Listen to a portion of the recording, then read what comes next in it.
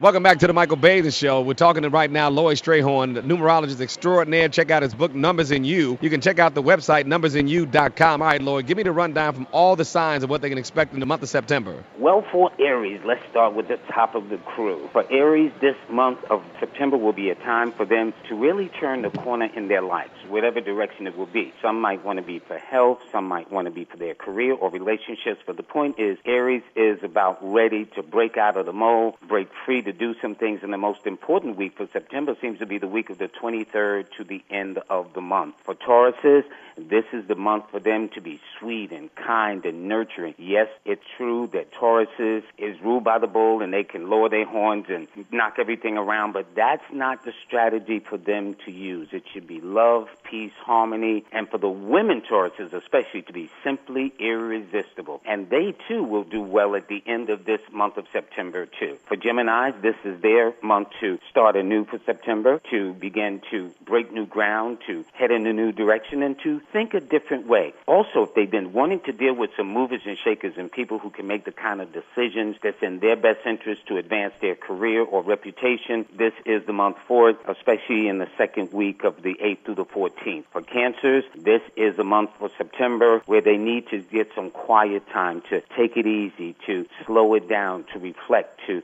say, okay, what am I doing with my life? Why am I going through all these things? And what does it all mean? Cancers, by the way, are likely to have some very strange or interesting dreams throughout this month of September as well. But the best weekend will be the third week, will be from the 15th to the 21st. For the Leos, this is their month for love and adjustments and romance and going back to school or getting into the gym or getting into a weight loss or exercise program for themselves. By the way, and for those Leos who've been looking to move into a home or move out of a home, this will be the perfect time for them. And it appears that the 8th through the 14th, as well as the final week of this month of September, seems the best way for them to go. For Virgos, well, we know that this is their time of the year of late August, September, and right now they should feel charged, they should feel energized, they should feel ready to go and let nothing stand in their way. In fact, whatever Virgos do this particular month will set the tone for the balance of the year of 2012. So they must make a decision, follow through with it, and let no one deter them for what they have to do. For the Librans, like Tauruses, they too can be very sweet and nurturing, kind, attentive, and by the way, be caring and sharing and romantic as well. But it means take your time, don't force anything, let things unfold organically or naturally, and everything else will take its course. And for the Scorpios, they are at a fork in the road. They are deciding about opportunities, a need to travel.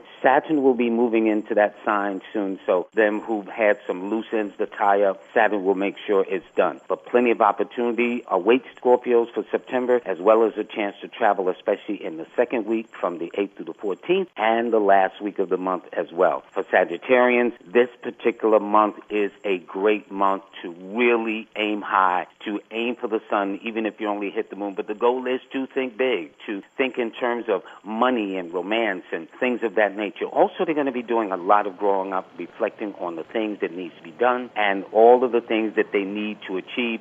And by the way, Sagittarius, although it is the youthful entertainment sign, suggests that someone from their past may be knocking at their door this particular month. But the second week, especially the 8th through the 14th, should be pretty good for them. For Capricorns, this is the hardest working sign in the zodiac. Everybody can agree to that. But this particular month says that the effort that they put in it will equal in measure those things that they get back in return. So if you don't send the ship out, you can't expect the ship to come back. So for Capricorns, this should not be a problem at all. And they're going to find that actually the second week and the last week of the month will be the best for them. For Aquarians, this is a month of dreams come true, especially this first week from the 1st through the 7th. And it's going to be a week where they can finally realize the things they've been wanting to, and at the same time close the door on anything that hasn't been in their benefit or their best interest one way or the other. To let it go and to avoid anybody who want to fuss, fight, fume, argue, those types of things, not your style. Just aim for the top, make your dreams come true, and at the same time getting rid of all the debris and negativity that's in your life for this month. And you'll find, again, that this first week will be important. And finally, for Pisces in the house, this is their month of achievement. Although for Pisces, this is the lowest part of the scale for them. Virgo is their opposition period. But